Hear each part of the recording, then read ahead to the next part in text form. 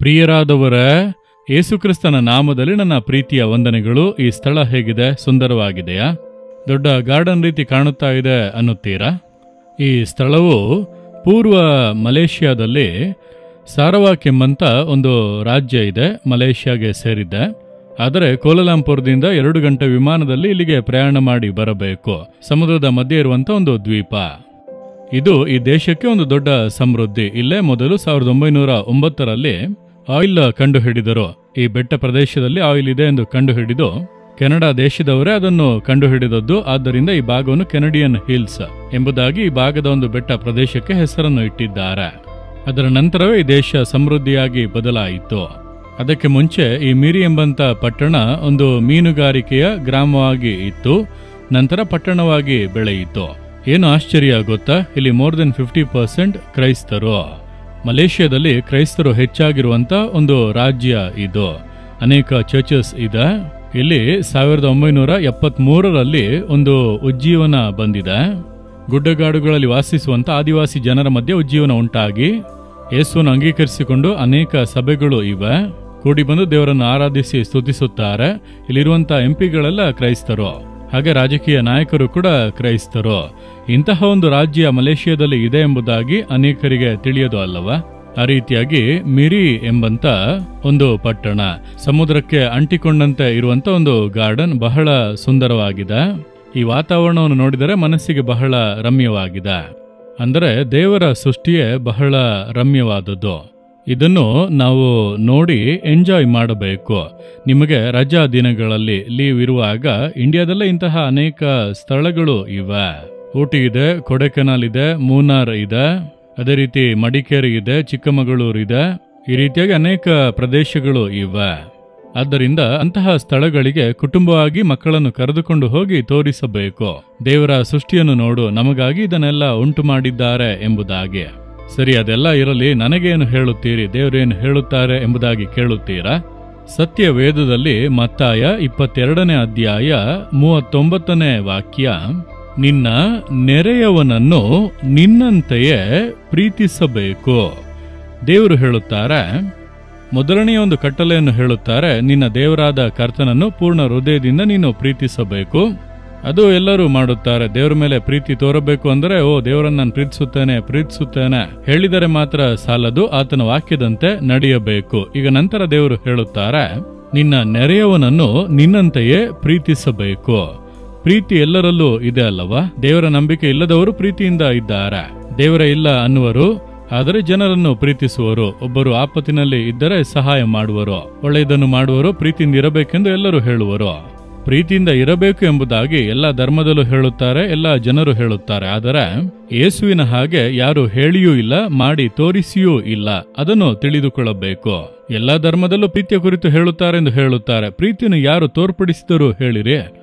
ಪ್ರೀತಿಯ ಬಗ್ಗೆ ಎಲ್ಲರೂ ಹೇಳಬಹುದು, ಆದರೆ ಪ್ರೀತಿಯನ್ನು ಪ್ರಕಟಿಸಿದವನು ಯೇಸುವೆ. ಹೀಗೆ ಪ್ರೀತಿಯಿಂದ ಇರಬೇಕು ಎಂದು ತೋರಿಸಿದ್ದು ಯೇಸು. ಅದರಲ್ಲಿ ನಿನ್ನನ್ನು ನೀನು ಪ್ರೀತಿಸುವ ಹಾಗೆ ನೋಡಿರಿ, ಯೇಸು ಒಂದು ಶ್ರೇಷ್ಠವಾದ ಹಂತವನ್ನು ಹೇಳುತ್ತಿದ್ದಾನೆ.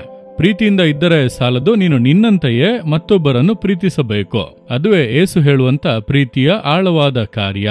ಶತ್ರುವನ್ನು ಪ್ರೀತಿಸೆಂದು ಹೇಳುತ್ತಾರೆ, ನಿನ್ನನ್ನು ಹಗೆ ಮಾಡುವವನನ್ನು ನೀನು ಹಗೆ ಮಾಡದೆ ಪ್ರೀತಿಸಬೇಕೆಂದು ಹೇಳುತ್ತಾರೆ. ಈ ರೀತಿ ಬೋಧನೆ ಮಾಡಿದವರು ಇಲ್ಲ, ಮಾಡಿ ತೋರಿಸಿದವರು ಇಲ್ಲ. ಯೇಸುವನ್ನು ಶಿಲುಬೆಯಲ್ಲಿ ಜಡಿಯುತ್ತಾರೆ, ಗಾಯಗೊಳಿಸುತ್ತಾರೆ, ಅವಮಾನ ಮಾಡುತ್ತಾರೆ.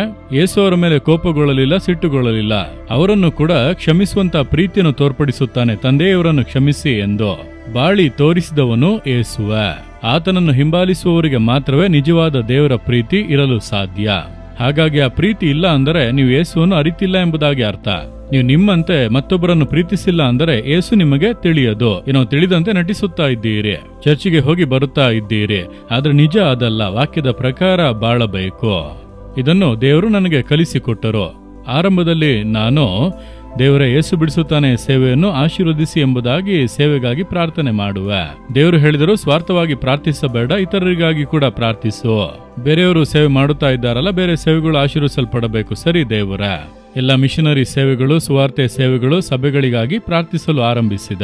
ಒಂದು ದಿನ ಈ ವಾಕ್ಯವನ್ನು ಧ್ಯಾನಿಸುವಾಗ ದೇವರು ಮಾತನಾಡಿದರು, ನೀನು ನಿನ್ನಂತೆಯೇ ನಿನ್ನ ನೆರೆಯವನನ್ನು ಪ್ರೀತಿಸಬೇಕು ಎಂಬುದಾಗಿ ಹೇಳಲ್ಪಟ್ಟಿದೆ ಅಲ್ಲ, ಅದು ಎಷ್ಟರ ಮಟ್ಟಿಗೆ, ಅದರ ಅಳತೆಗೋಲು ಏನಾದರೂ ಇದೆಯಾ ಎಂಬುದಾಗಿ ಈ ವಾಕ್ಯವನ್ನು ಧ್ಯಾನಿಸುವಾಗ ದೇವರದಕ್ಕೆ ವಿವರಣೆಯನ್ನು ಕೊಟ್ಟರು. ನೀನು ಮತ್ತೊಬ್ಬರಿಗಾಗಿ ಪ್ರಾರ್ಥಿಸುತ್ತೀಯಲ್ಲ? ಹೌದು ದೇವರೇ, ಮಿಷನರಿಗಳಿಗಾಗಿ, ಸಭೆಗಳಿಗಾಗಿ, ನನ್ನ ಹಾಗೆ ಸೇವೆ ಮಾಡುವಂತ ಇತರ ಸುವಾರ್ತಕರು ಎಲ್ಲರಿಗಾಗಿ ಪ್ರಾರ್ಥಿಸುತ್ತಾ ಇದ್ದೇನೆ. ಸರಿ, ನೀನು ನಿನಗೋಸ್ಕರ ನಾನು ನಿನಗೆ ಕೊಟ್ಟಿರುವಂತ ಈ ಸೇವೆಗೋಸ್ಕರ ಪ್ರಾರ್ಥಿಸುವ ಹಾಗೆ ನೀನು ಪ್ರಾರ್ಥಿಸುತ್ತಾ ಇದ್ದೀಯಾ ಎಂದು ಒಂದು ಪ್ರಶ್ನೆ ಕೇಳಿದರು. ನೋಡಿರಿ, ಅಲ್ಲೇ ಒಂದು ಪೆಟ್ಟು ಕೊಟ್ಟ ಹಾಗೆ ಇತ್ತು. ಪ್ರಾರ್ಥಿಸುತ್ತೇನೆ, ಆದರೆ ಈ ಸೇವೆಗೆ, ಏಸು ಬಿಡಿಸುತ್ತಾನೆ ಸೇವೆಗೆ ಎಷ್ಟು ಭಾರದಿಂದ, ಎಷ್ಟು ಅಕ್ಕರೆಯಿಂದ ಪ್ರಾರ್ಥಿಸುತ್ತೀಯೋ ಅದೇ ಭಾರದಿಂದ, ಅಕ್ಕರೆಯಿಂದ ಪ್ರಾರ್ಥನೆ ಮಾಡುತ್ತೀಯಾ ಎಂದು ಒಂದು ಪ್ರಶ್ನೆ ಕೇಳಿದರು. ದೇವರು ಪ್ರಶ್ನೆ ಕೇಳುತ್ತಾರೆ ಅಂದ್ರೆ ನಮ್ಮ ಬಳಿ ಏನೋ ತಪ್ಪಿದೆ ಎಂಬುದಾಗಿ ತಾನೇ ಅರ್ಥ. ನಾನು ಯೋಚಿಸಿ ನೋಡಿದೆ, ನಾನು ಪ್ರಾರ್ಥಿಸುತ್ತೇನೆ ಇತರರಿಗಾಗಿ, ಸೇವೆಗಳಿಗಾಗಿ ಅಲ್ಲ, ಆದರೆ ಏಸು ಬಿಡಿಸುತ್ತಾನೆ ಸೇವೆಗೆ ಎಷ್ಟು ಭಾರದಿಂದ ಪ್ರಾರ್ಥನೆ ಮಾಡುತ್ತೇನೋ ಆ ರೀತಿ ಪ್ರಾರ್ಥನೆಯನ್ನು ಮಾಡಲಿಲ್ಲ. ದೇವರು ಹೇಳಿದರು, ಅದುವೇ ನಿನ್ನಂತೆಯೇ ನೀನು ನೆರೆಯವರನ್ನು ಪ್ರೀತಿಸುವುದು. ಯೋಚಿಸಿ ನೋಡು, ಈ ಸೇವೆಗಾಗಿ ಎಷ್ಟು ಭಾರದಿಂದ, ಅಕ್ಕರೆಯಿಂದ ಪ್ರಾರ್ಥನೆ ಮಾಡುತ್ತೀಯ, ಅದೇ ಭಾರದಿಂದ ನೀನು ಇತರರಿಗಾಗಿ, ಇತರ ಸೇವೆಗಳಿಗಾಗಿ ಪ್ರಾರ್ಥನೆ ಮಾಡಿದರೆ ಈ ವಾಕ್ಯದ ಪ್ರಕಾರ ನೀನು ಕರೆಕ್ಟಾಗಿ ಇದ್ದೀಯಾ ಎಂದು ಅರ್ಥ. ಆದರೆ ಈ ವಾಕ್ಯದ ಮುಂದೆ ನೀನು ಕೊರತೆ ಉಳ್ಳವನಾಗಿದ್ದೀಯಲ್ಲ. ನಾನು ಕಣ್ಣೀರಿನಿಂದ ಅತ್ತು ಪ್ರಾರ್ಥಿಸಿದ, ಈ ಸತ್ಯವೇದದ ಮೇಲೆ ನನ್ನ ಕಣ್ಣೀರು ಬಿದ್ದವು. ಇನ್ನೊಂದು ಸತ್ಯವೇದ, ಅದು ಹಳೆಯ ಸತ್ಯವೇದ. ನನ್ನ ಕಣ್ಣೀರು ಬಿದ್ದಿತು, ದೇವರೇ ಆ ಪ್ರೀತಿಯನ್ನು ನನಗೆ ಕೊಡಿರಿ. ನಾನು ನನ್ನನ್ನು ಪ್ರೀತಿಸುವಂತೆ ಇತರರನ್ನು ಪ್ರೀತಿಸಬೇಕು. ನಾನು ಈ ಸೇವೆಯನ್ನು ಪ್ರೀತಿಸುವಂತೆ ಇತರ ಸೇವೆಗಳನ್ನು ಪ್ರೀತಿಸಿ ಪ್ರಾರ್ಥಿಸಬೇಕು. ಆ ಪ್ರೀತಿಯನ್ನು ನನಗೆ ಕೊಡಿರಿ, ನಾನು ಕೊರತೆ ಉಳ್ಳವನಾಗಿದ್ದೇನೆ. ಈಗ ನೀವು ನೋಡಿರಿ, ನಿಮ್ಮ ಮಗಳನ್ನು ಪ್ರೀತಿಸುವಂತೆ ನಿಮ್ಮ ಸೊಸೆಯನ್ನು ಪ್ರೀತಿಸುತ್ತೀರಾ? ನಿಮ್ಮ ಮಗನನ್ನು ಪ್ರೀತಿಸುವಂತೆ ನಿಮ್ಮ ಅಳಿಯನನ್ನು ಪ್ರೀತಿಸುತ್ತೀರಾ? ನಿಮ್ಮ ತಾಯಿಯನ್ನು ಪ್ರೀತಿಸುವಂತೆ ನಿಮ್ಮ ಅತ್ತೆಯನ್ನು ಪ್ರೀತಿಸುತ್ತೀರಾ? ಅಲ್ಲಿ ಹೊಡೆತ ಬೀಳುತ್ತಿದೆ ಅಲ್ಲ? ಹೌದು, ಪ್ರೀತಿಯಿಂದಲೇ ಇದ್ದೇನೆ ಅದನ್ನು ಹೇಳುವಾಗಲೇ ಕೋಪ. ಪ್ರೀತಿ ಇಲ್ಲದೆ ಇದ್ದೇನಾ ಎಂದು ಹೇಳುವಾಗಲೇ ಪ್ರೀತಿ ಇಲ್ಲ ಎಂದು ಕಾಣುತ್ತದೆ. ಯೋಚಿಸಿರಿ, ವಾಕ್ಯದೊಟ್ಟಿಗೆ ನಿಮ್ಮ ಜೀವಿತವನ್ನು ಹೋಲಿಸಿ ನೋಡಿರಿ. ಅಳಿರಿ ದೇವರ ಮುಂದೆ, ದೇವರೇ, ನನ್ನ ಸ್ವಂತ ಮಗಳನ್ನು ಪ್ರೀತಿಸುವ ಹಾಗೆ ಸ್ವಲ್ಪವೂ ಕೂಡ ಕಡಿಮೆ ಇಲ್ಲದೆ ನನ್ನ ಸೊಸೆಯನ್ನು ನಾನು ಪ್ರೀತಿಸಬೇಕು. ಆ ಪ್ರೀತಿಯನ್ನು ನನಗೆ ಕೊಡಿ. ನನ್ನ ತಾಯಿಯನ್ನು ನಾನು ಪ್ರೀತಿಸುವ ಹಾಗೆ ನನ್ನ ಅತ್ತೆಯನ್ನು ಪ್ರೀತಿಸಬೇಕು. ಆ ಪ್ರೀತಿಯನ್ನು ನನಗೆ ಕೊಡಿ. ನೀವು ಪ್ರಾರ್ಥಿಸಿ ನೋಡಿರಿ, ಅನೇಕ ಕುಟುಂಬದ ಸಮಸ್ಯೆಗಳು ಸಾಲ್ವ್ ಆಗುತ್ತವೆ. ಅನೇಕ ಕಾರ್ಯಗಳಲ್ಲಿ ನೀವು ಅದ್ಭುತಗಳನ್ನು ಕಾಣುವಿರಿ. ಆ ರೀತಿ ಒಪ್ಪಿಸಿ ಕೊಡೋಣವ? ಯೋಚಿಸಿ ನೋಡಿರಿ, ಈ ವಾಕ್ಯದ ಮುಂದೆ ನಿಮ್ಮನ್ನು ನಿಲ್ಲಿಸಿ ನೋಡಿರಿ. ಪ್ರೀತಿಯಿಂದ ಇದ್ದೇವೆ ಎಂದು ಹೇಳುತ್ತೇವೆ, ಆದರೆ ಏಸು ಹೇಳುವಂತ ಪ್ರೀತಿ ನಮ್ಮಲ್ಲಿ ಇದೆಯಾ ಎಂದು ಹೇಳೋಣವ? ಏಸುವೆ, ಆ ಪ್ರೀತಿಯನ್ನು ನನಗೆ ಕೊಡಿ ಎಂದು ಕೇಳೋಣವ? ಒಂದು ನಿಮಿಷ ಹಾಗೆ ನಿಮ್ಮ ಹೃದಯದಲ್ಲಿ ಕೈ ಇಟ್ಟುಕೊಂಡು ಹೇಳಿರಿ, ಏಸುವೆ, ನಾನು ಪ್ರೀತಿಯಲ್ಲಿ ಕೊರತೆ ಉಳ್ಳವನಾಗಿದ್ದೇನೆ. ನಾನು ನನ್ನನ್ನು ಪ್ರೀತಿಸುವ ಹಾಗೆ ಇತರರನ್ನು ಪ್ರೀತಿಸಲಿಲ್ಲ. ನನಗೆ ತಿಳಿಸಿದ್ದೀರಿ, ನನ್ನನ್ನು ಕ್ಷಮಿಸಿ ಬಿಡಿ. ಆ ಪ್ರೀತಿಯನ್ನು ನನಗೆ ಕೊಡಿ, ನನ್ನಿಂದ ಆಗುತ್ತಿಲ್ಲ. ಆ ಪ್ರೀತಿಯನ್ನು ನನಗೆ ಕೊಡಿ, ನನ್ನ ಹೃದಯದಲ್ಲಿ ಆ ಪ್ರೀತಿಯನ್ನು ಸುರಿಸಿರಿ. ನನ್ನ ಹಾಗೆ ನಾನು ಇತರರನ್ನು ಪ್ರೀತಿಸುವಂತ ಪ್ರೀತಿಯನ್ನು ನನ್ನ ಹೃದಯದಲ್ಲಿ ಸುರಿಸಿರಿ. ಆ ಪ್ರೀತಿಯನ್ನು ನನಗೆ ಕೊಡಿರಿ ದೇವರ. ಅಂತಹ ಪ್ರೀತಿಯನ್ನು ನನಗೆ ಕೊಡಿರಿ. ನಾನು ಪ್ರೀತಿಯಿಂದ ನಿಮ್ಮನ್ನು ಪ್ರಕಟಿಸುವಂತ ಪ್ರೀತಿಯನ್ನು ಕೊಡಿರಿ. ಯೇಸುವೇ, ನನಗೆ ಆ ಪ್ರೀತಿಯನ್ನು ಕೊಡಿರಿ. ಆಮೇನ್, ಆಮೇನ್.